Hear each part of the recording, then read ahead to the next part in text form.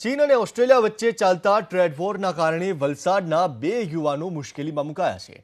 ચીન અને ઓસ્ટ્રેલિયા વચ્ચે છેલ્લા ઘણા સમયથી ટ્રેડ વોર ચાલી રહ્યું છે, જેના કારણે 2 જહાજને 12 મહિનાથી મધદરિયે રોકવામાં આવ્યા। આ જહાજમાં ભારતીય ક્રૂ મેમ્બર પણ સવાર હતા, જેમાં વલસાડના પારડી ખાતે રહેતા અશ્વિન ટંડેલ અને કોસંબા ખાતે રહેતા રાજેશ ટંડેલનો સમાવેશ થાય છે।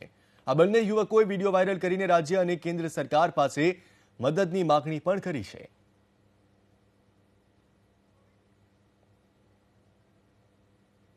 અમારો છોકરો શિપમાં ગયો અને 11 મહિના થઈ ગયા। એનો ફોન તો આવે છે, પણ તે હવે ફસાયેલો છે શિપમાં।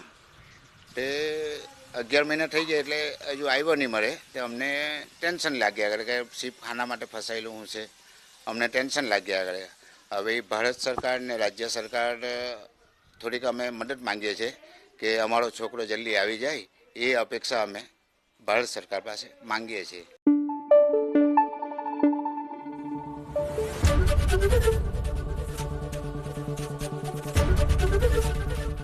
એબીપી અસ્મિતા, ગુજરાતની અસ્મિતા।